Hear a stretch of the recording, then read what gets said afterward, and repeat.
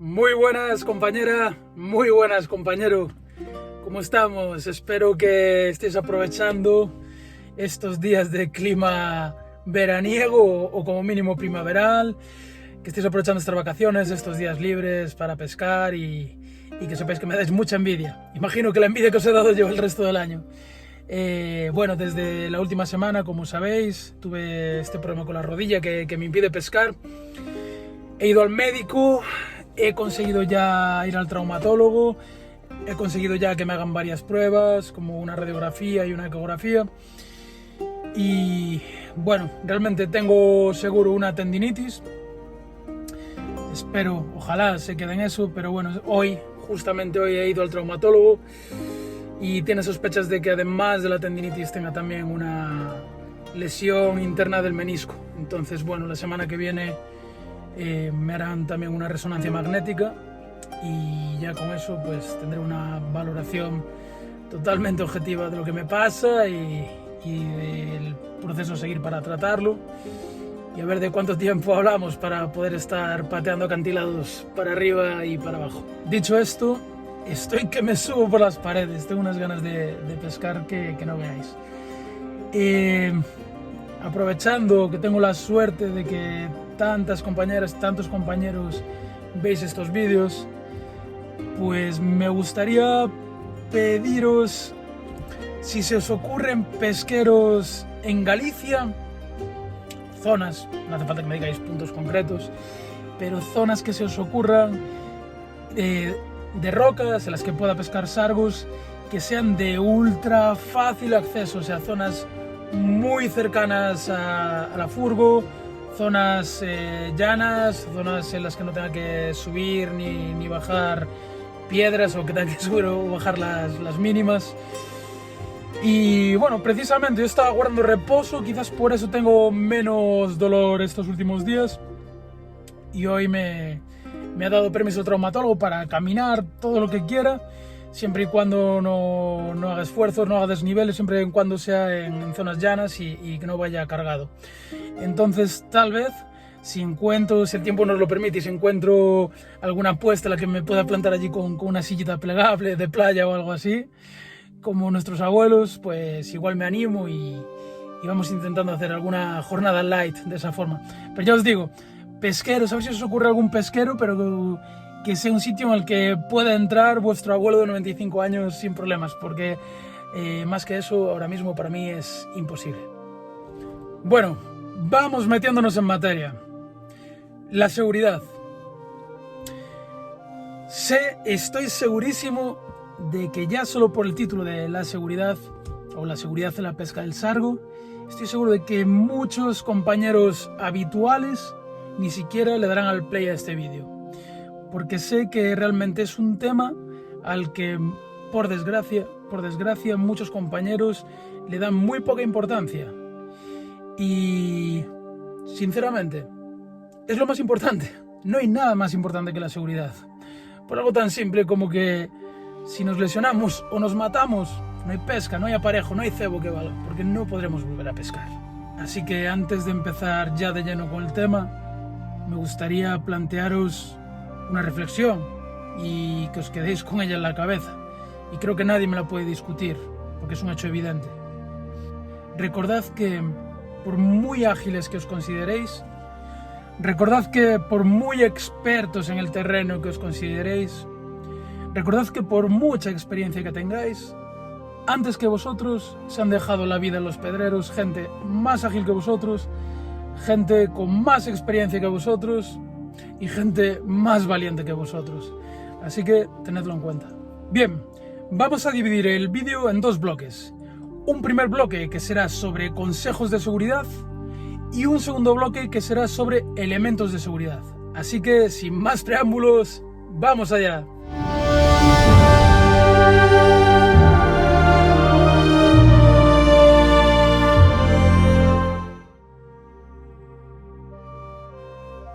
El primer consejo que te puedo dar es planificar de la mejor forma posible tu jornada de pesca. Esto significa prestar mucha atención a los partes meteorológicos, Si llueve, evidentemente, zonas que en seco no son peligrosas o no son muy peligrosas, de repente se convierten en lugares a los que acceder es absolutamente temerario.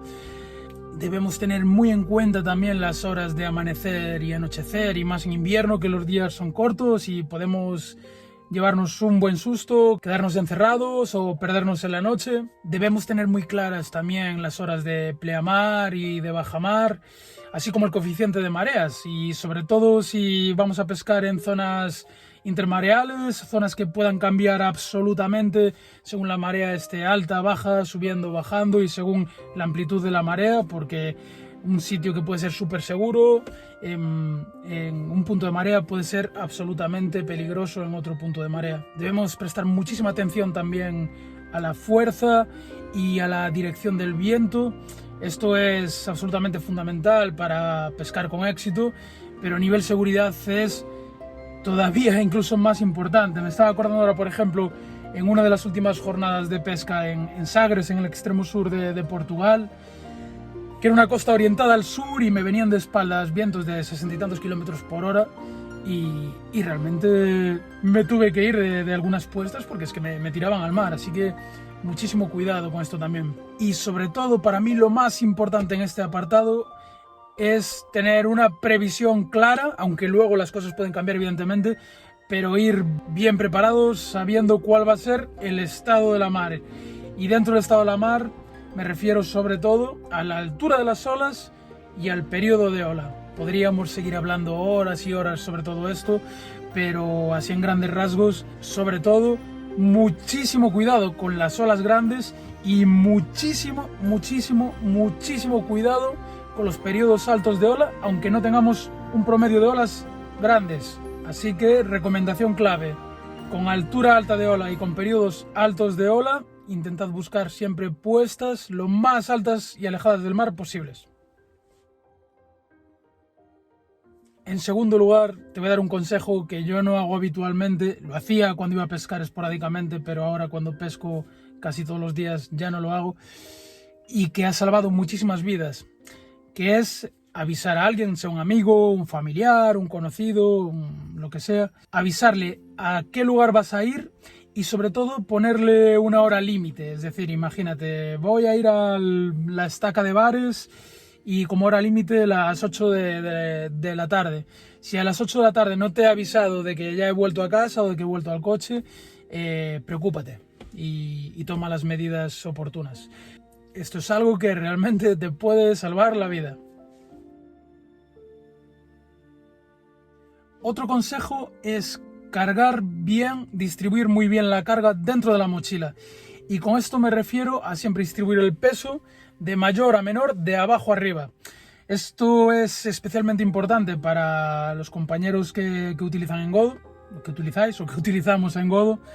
Pues con esto me refiero a la ida, que es cuando solemos llevar más peso, el cubo lleno de engodo, llevarlo en el fondo de la mochila, y el resto de cosas, a medida que van pesando menos, irlas poniendo encima. Y con la misma, si tenéis suerte y hacéis una buena pescata y venís cargados de pescado, lo mismo, ponerlo en el fondo de la mochila y no lo pongáis en la superficie, porque tanto poniendo el engodo encima como poniendo los peces encima de todo, siendo los elementos que más pesan de la mochila, ya me he llevado varios sustos pasando por sitios delicados y perder el equilibrio porque de repente se mueve la mochila desde su parte superior, nos desequilibra y es muy fácil tener un accidente. Así que dentro de la mochila, lo que es el peso siempre lo más cerca del suelo posible, lo más cerca de los pies. Eso nos ayudará a mantener el equilibrio. Otro consejo, y esto, bueno, más que un consejo es una advertencia. Muchísimo cuidado con las mochilas rígidas o con las mochilas tipo bidón como esta, que es una mochila fantástica que me regaló el gran maestro asturiano Floren López. Es un tipo de mochila que me encanta, caben un montón de cosas, van súper bien, es súper fácil de limpiar, pero mucho cuidado cuando apoyemos el culo para bajar de una piedra a otra o para bajar un barranco o lo que sea, porque más de una vez al apoyar el culo y ser rígido la mochila, me ha quedado enganchada la esquina inferior de la mochila y casi me voy de cabeza. Así que muchísimo cuidado con eso. Realmente es un tipo de accidente que ya conozco varios pescadores de mi entorno que lo han tenido, y no solo con mochilas rígidas, sino también con mochilas de tela, con mochilas blandas, pero que es especialmente fácil de que nos pase con una mochila rígida. Así que muchísimo cuidado cuando apoyamos el culo. Y aquí va un consejo íntimamente relacionado al anterior. Siempre que tengamos que bajar una zona escarpada, un barranco, un corte en seco de una roca, un desnivel, la forma más segura de bajarlo es siempre de cara a la pared. Yo sé, me consta, me ha pasado con compañeros que, aunque sea más inseguro, ellos se sienten más seguros bajando, digamos, de frente al agua, mirando, es decir, dándole la espalda a la pared. Pero eso es muchísimo más peligroso, porque a la mínima te vas abajo. Sin embargo, si nos ponemos mirando para la pared y vamos bajando despacito, a nuestro ritmo, con seguridad, en todo momento tenemos al menos 3 extremidades apoyadas. Siempre tenemos 2 manos, 2 pies y vamos moviendo poco a poco, pero siempre tenemos varios puntos de apoyo. Por lo tanto, es mucho más seguro bajar este tipo de terrenos mirando hacia la pared. Como sabes, muchos pesqueros a los que solemos acceder están dotados de cuerdas que han dejado otros compañeros pescadores o que han instalado los percebeiros. Así que en este caso el consejo es que tengas muchísimo cuidado con el estado de esas cuerdas. Muchas tienen años, muchas están podridas, están rotas, o peor, están a punto de romperse y te puede tocar a ti. Mi recomendación es que siempre que necesites utilizar cuerdas, utilices cuerdas tuyas, que estés perfectamente seguro de que están en buen estado, de que están bien ancladas, y si tienes que utilizar las cuerdas que están instaladas, revísalas a conciencia.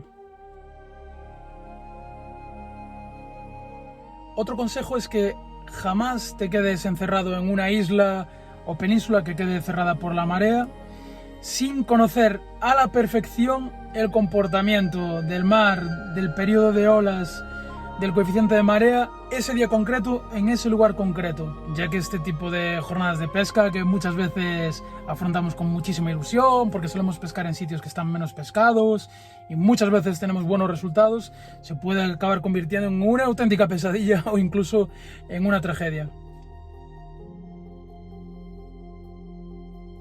Y al hilo del punto anterior, aprovecho para decirte que no hace falta ir al fin del mundo, no hace falta ir a un sitio totalmente inaccesible y peligroso, no hace falta ir a una isla para pescar sargos. ¿Que se pueden hacer grandes pescatas en ellas? Sí, de la misma forma que también te puedes venir para casa con un bolazo como una catedral.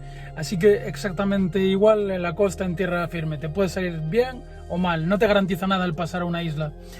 Hace unos días publicó el compañero Pablo de Sparidae Fishing un vídeo precioso en la Costa da Morte, pasando en una tabla a una isla.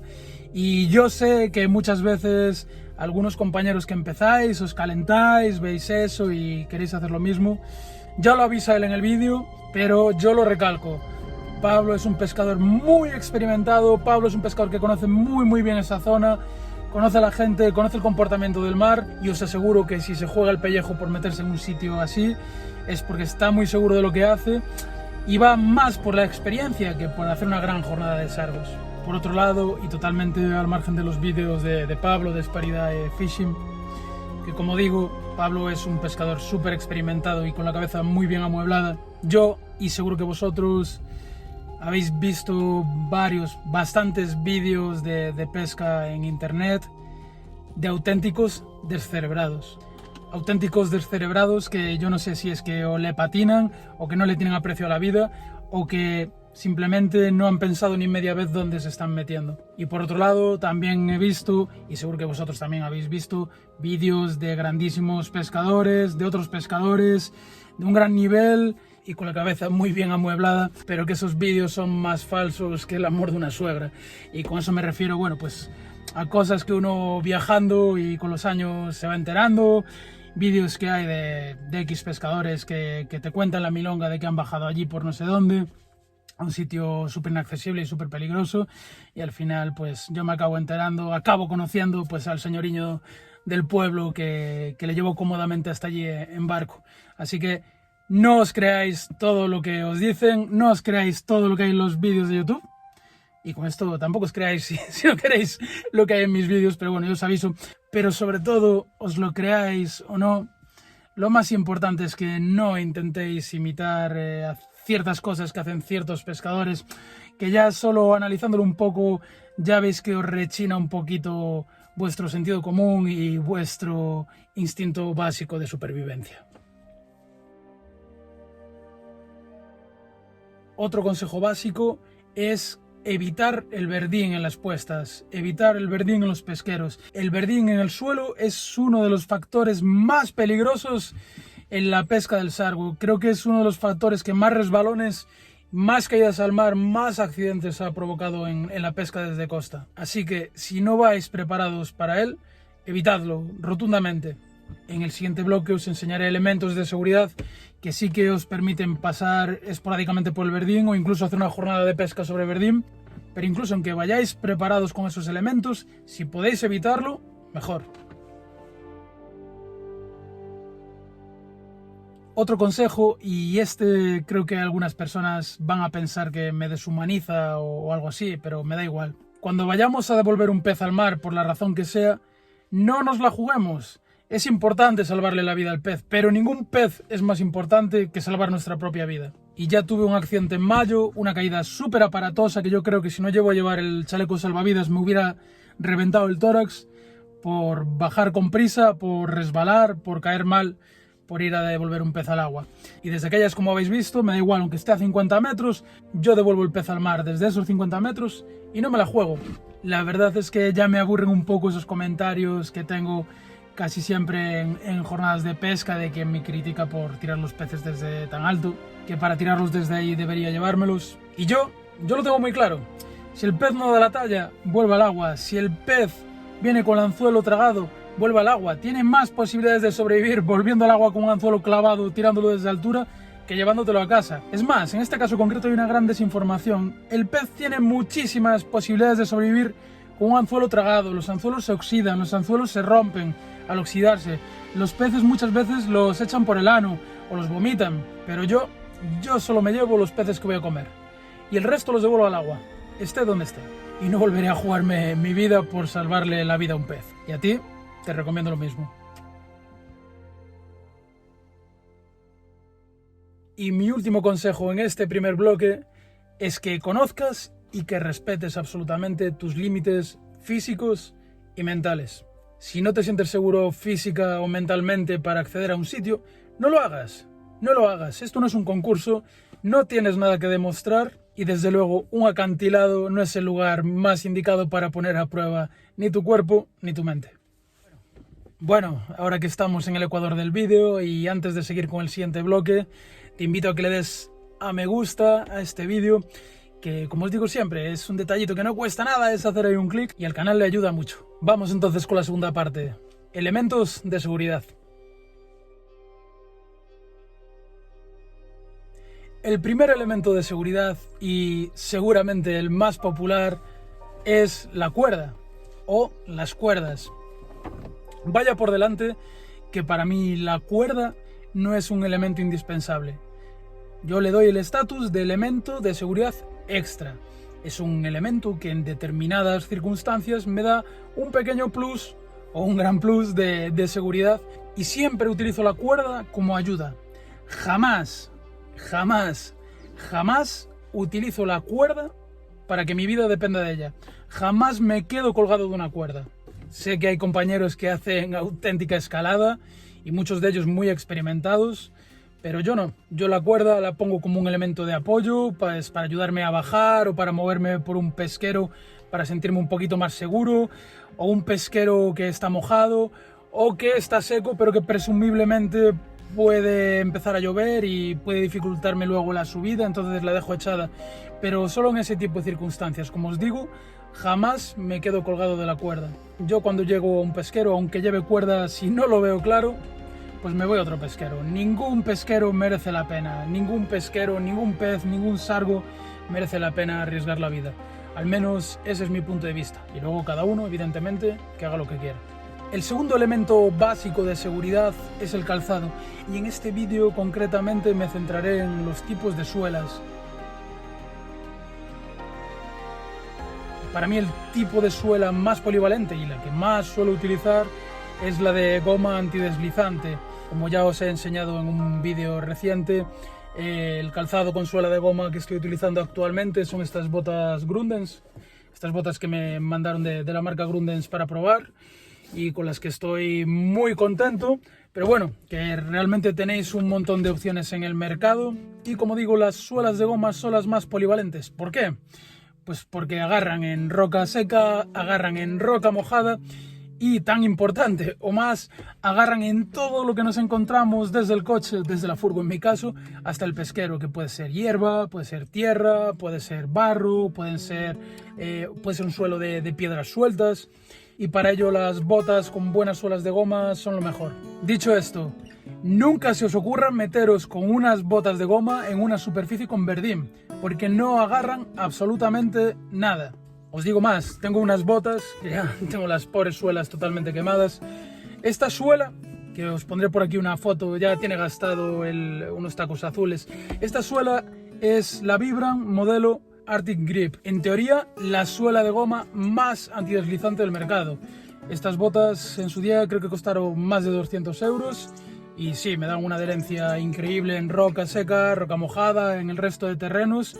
Pero aún siendo quizás una de las mejores suelas de goma antideslizante del mercado, en superficies como el verdín no agarran absolutamente nada. Y ya que hablamos de Vibram, aprovecho para decir algo que he observado durante años en internet, en foros, en grupos de Facebook, y es que he percibido que hay una gran confusión al respecto de lo que es Vibram o marcas más recientes pero muy competitivas, como puede ser Cortagrip o otras suelas que montan otras marcas de botas. Vibram, Cortagrip, etcétera, no son un modelo de suela, porque yo veo que hay gente que dice las Vibram son las mejores, o las Vibram son las peores, o las Cortagrip son las mejores. No, Vibram y Cortagrip y otras marcas son marcas de suelas, y como marcas de suelas tienen suelas como estas, que son tope de gama, de unas botas de 200 euros, y tienen suelas en botas de 30 euros. Y tienen botas para distinto tipo de terrenos, con distintos niveles de adherencia, con distinta dureza de goma, más dura, más blanda, dependiendo de las exigencias, el uso que le vayamos a dar. Por lo tanto, no podemos generalizar. Cada marca de suelas tiene muchísimos modelos con prestaciones totalmente diferentes. Seguimos. El siguiente elemento de seguridad serían entonces las botas o el calzado con suela de clavos. Yo estoy utilizando actualmente estos escarpines, que ya me los habéis visto también en algún vídeo, comprados en la loja de Jaime, la famosa tienda de pesca de Viana do Castelo, y la verdad es que son una gozada. Las usan en Portugal miles de mariscadores, percebeiros, y por algo será. Las suelas de clavos para mí personalmente son las suelas más seguras, agarran en todo tipo de rocas secas, mojadas y sobre todo en esas superficies tan difíciles que son las superficies llenas de algas, llenas de verdín, agarran de maravilla. En contraposición, los clavos machacan muchísimo las rodillas y ni se os ocurra meteros con un calzado de clavos en una superficie lisa, pulida, tipo pizarra, tipo lastra de pizarra, porque eso es un auténtico tobogán. Ahí no agarran absolutamente nada, es como tirarte por un tobogán lleno de aceite. Y una opción altamente recomendable de tener una suela de clavos que yo llevo siempre en la mochila, sobre todo evidentemente para cuando voy sin calzado con suelas de clavos al pesquero y me encuentro inesperadamente una superficie resbaladiza con verdín, son estas suelas que venden en el Decathlon. Creo que las venden en otras tiendas, quizás en Amazon también y otras tiendas de deportes, que son unas suelas de clavos de quita y pon. Esto se pondría en vuestro calzado normal, se lo pondríais en el talón y la puntera, y evidentemente no son unas suelas para caminar largas distancias, pero os permiten pasar con seguridad una zona con verdín. Así que, como os digo, esto es una de las cosas que van siempre en mi mochila. Y nos quedaría el tercer tipo de suela, que son las suelas de fieltro, muy populares en la pesca de río, muy útiles en la pesca del sargo, en los entornos que nos movemos en la pesca de sargo, muy antideslizantes, mucho más cómodas que las suelas de clavos y por eso las prefieren muchos compañeros, pero que para mí tienen varios puntos negativos. El primero es que si las utilizamos para hacer largas caminatas desde el coche hasta el pedrero nos van a durar 2 días. Por ello algunos amigos míos, algunos compañeros pescadores suelen llevar un calzado para ir desde el coche hasta el pedrero y en el pedrero se ponen unas botas de fieltro, pero a mí ya me parece un coñazo ir con 4 botas. Y el otro punto negativo es que si las utilizas para ir desde el coche hasta el pedrero son peligrosísimas si nos encontramos con pavimentos de hierba mojada o barro en las que resbalan pero muchísimo. Por eso, como te digo, yo prefiero los clavos. Pero os voy a dar un truco. Si se da la casualidad de que os encontráis con un pavimento en el que solamente agarraría el fieltro, como puede ser esa superficie lisa, tipo pulida, tipo lastra de pizarra, en la que solo agarra prácticamente el fieltro, yo hay otro elemento que llevo siempre en mi mochila y que son unos calcetines gordos de lana.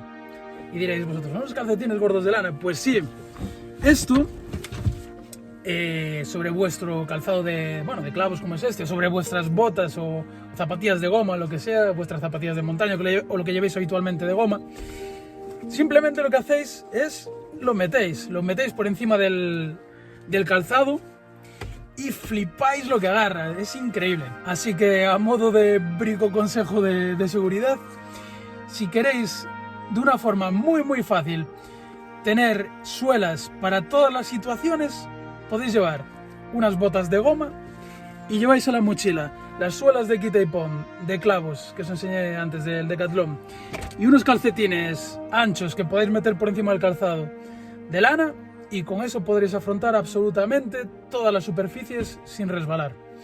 Y por último, si no tenéis los calcetines de lana y os encontráis con una de las ya citadas superficies en las que solo el fieltro o los calcetines agarrarían, la mejor opción es que os descalcéis y que caminéis por esa superficie descalzos con los calcetines que traéis de casa.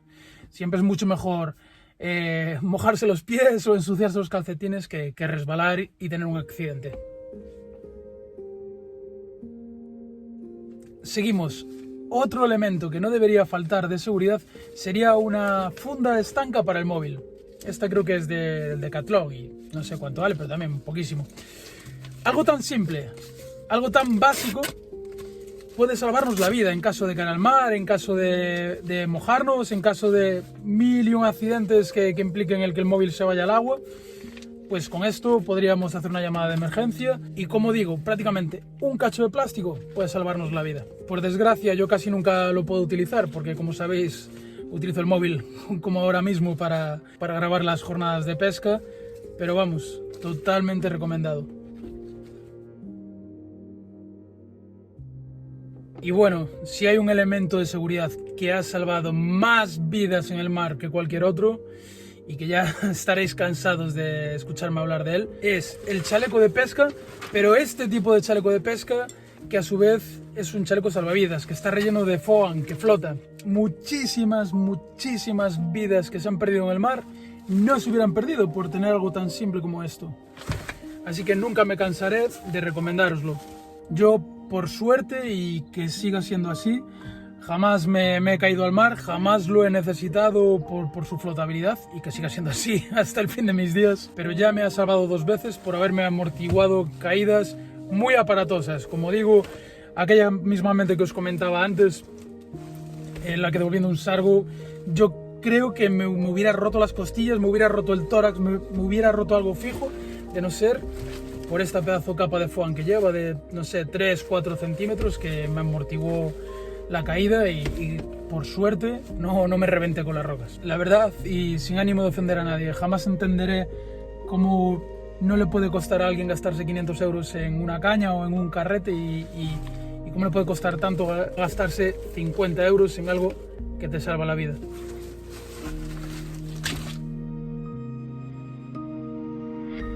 Otro elemento de seguridad básico que nunca falta en mi mochila o en el chaleco es un frontal o una linterna. En mi caso, pues me gusta más este formato de frontal que llevamos en la cabeza, me parece más cómodo, más práctico. Y evidentemente, todos lo utilizamos para pescar de noche, pero yo lo llevo siempre, y más en invierno, cuando podemos tener cualquier percance que nos haga retrasar nuestra vuelta, que se nos haga de noche, y como digo, un elemento de seguridad más que a mí me parece básico. Aprovecho para decir algo que no es de seguridad, sino de pesca, puramente. Yo utilizo mucho también este frontal, que como veis es rojo.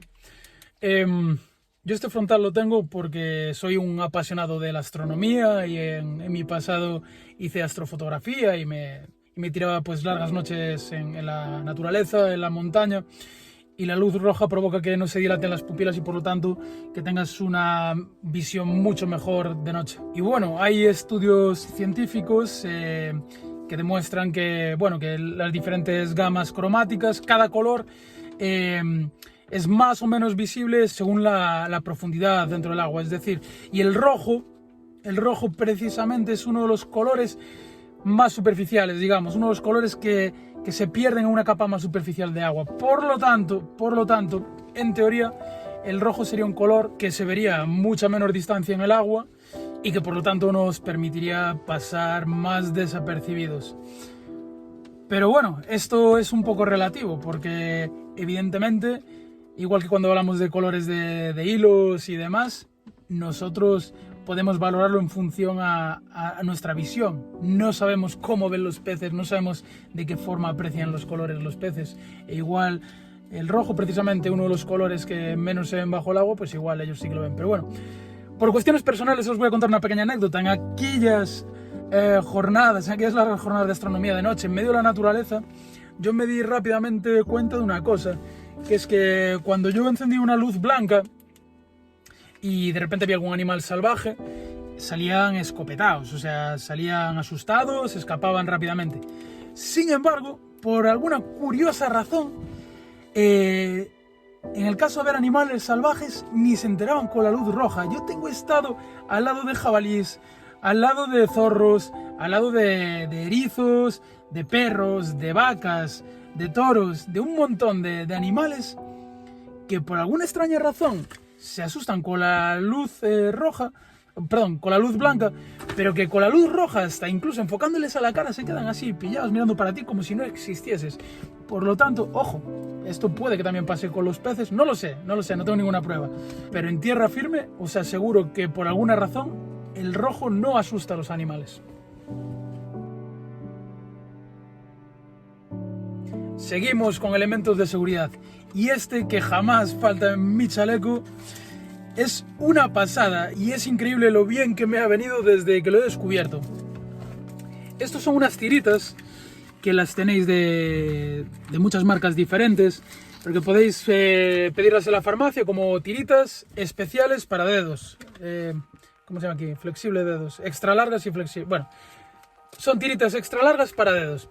¿Y qué tienen de especial? Bueno, pues cualquier pescador o cualquier persona que se haya hecho una herida y se esté mojando constantemente las manos, como nos puede pasar a los pescadores, sabéis que evidentemente una tirita estándar os dura 30 segundos. En cuanto lo mojáis o en cuanto rozáis un poco, se os cae. Y estas, sin embargo, fijaos cómo son. Son mucho más largas.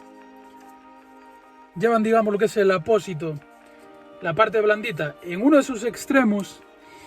Bueno, ahora no la voy a abrir, no hace falta. De tal forma que taparíamos la herida y todo el resto de la tirita es flexible y adhesivo. De tal forma que taparíamos la herida y con todo lo demás enrollaríamos y pegaríamos bien el dedo, y son resistentes al agua y es una pasada. Esto sí que aguanta la jornada completa de pesca, mojándose, y no se nos cae. Así que si las queréis coger en la farmacia, recordad, tiritas extra largas, especiales para dedos. Y otro tipo de apósito que no falta nunca en mi chaleco es el apósito en spray. Esto es otra auténtica maravilla, ya que es un spray que nos aplicamos en el dedo y en unos segundos o un minuto o algo así, con el aire se queda seco y queda una película por encima de la herida que te corta la hemorragia y te protege la herida de posibles infecciones. Evidentemente, tanto este apósito en spray como la tirita, yo no llevo ningún tipo de desinfectante ni nada así. Entonces lo que hago es lavarme bien con el agua del mar primero la herida, y cuando tengo bien lavada, o bien le pongo la tirita o bien le pongo el apósito. El apósito es súper cómodo, o sea, simplemente sobre la herida le echáis a unos centímetros y, como digo, hace esa película protectora. Otro elemento de seguridad básico, y que me lo he dejado en casa de mis padres, porque me he dejado allí la caja de pesca, que lo llevo siempre en ella, son unos pequeños alicates. Los alicates, bueno, pues sobra decir la cantidad de usos prácticos que tiene en una jornada de pesca, para apretar plomos, para desanzular los peces, pero sobre todo en este bloque de seguridad me parecen especialmente interesantes alicates que tengan esa parte inicial en las pinzas que sirve a su vez de cortacables, que nos permite cortar cables, alambres, y que para mí es especialmente práctico en el caso de que nos clavemos un anzuelo, que según como lo tengamos clavado en profundidad podemos cortar o bien la paleta o bien la muerte del anzuelo para poder sacar el resto. Otro elemento de seguridad que para mí es absolutamente indispensable también, porque ya he tenido alguna mala experiencia, son las mochilas con cinchas, es decir, con cincha en el pecho y cincha en la cintura. ¿Por qué? Pues porque ya me ha pasado más de una vez, sobre todo cuando vas bastante cargado, que pasas por un sitio delicado, por un sitio en el que tienes que extremar el equilibrio y de repente me inclino para agarrarme una piedra o algo y en ese momento se me descuelga la mochila de un hombro y se me va todo el peso por ahí y pierdo el equilibrio. Eso es peligrosísimo y por eso este tipo de mochilas, o 20.000 mochilas que tenéis de deporte, que tienen estas cinchas para el pecho y para la cintura, impiden eso. De aquí no pasa, del hombro no se sale la mochila. Me parece algo fundamental también. Otro elemento básico que nunca debe faltar en nuestro kit de pesca es el mechero. Aparte de las innumerables aplicaciones que tiene, como por ejemplo, junto con esas barritas de silicona que calentamos para arreglar anillas que se nos despegan o hacer algún tipo de chapuza que nos saque de apuros en el momento. Algo tan simple como un mechero, si nos quedamos cerrados por la marea, se nos hace de noche, en invierno, nos puede salvar la vida para hacer una hoguera y para no morir de hipotermia.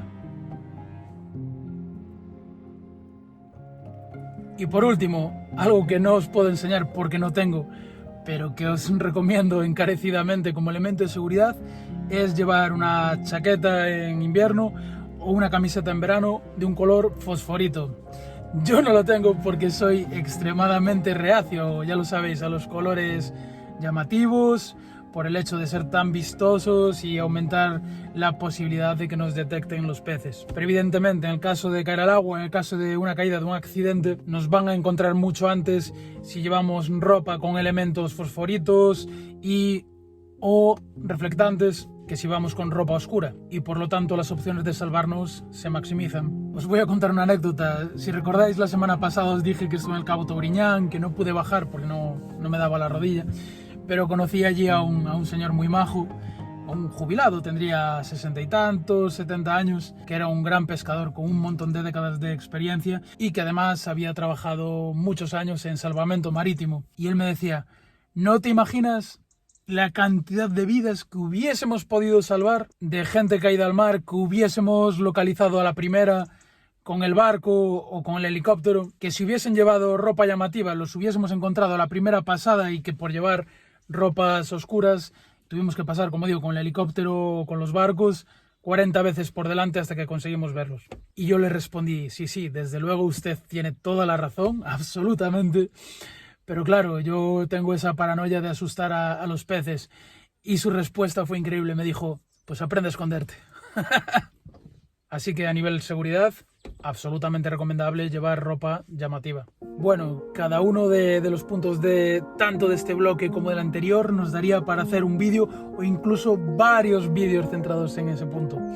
Así que bueno, comentadme cuáles son los que más os han interesado y si queréis que en futuros vídeos profundice en alguno de ellos, y si se os ocurre algún elemento más de seguridad o algún consejo más sobre seguridad, pues os invito a que lo dejéis también en los comentarios, porque si hay un tema que es de vital importancia, literalmente, pues es este. Si te ha gustado el vídeo, déjame un me gusta. Si todavía no estás suscrito al canal, te invito a que te suscribas al canal y actives la campanita para no perderte los vídeos semanales de la Ruta del Sargo.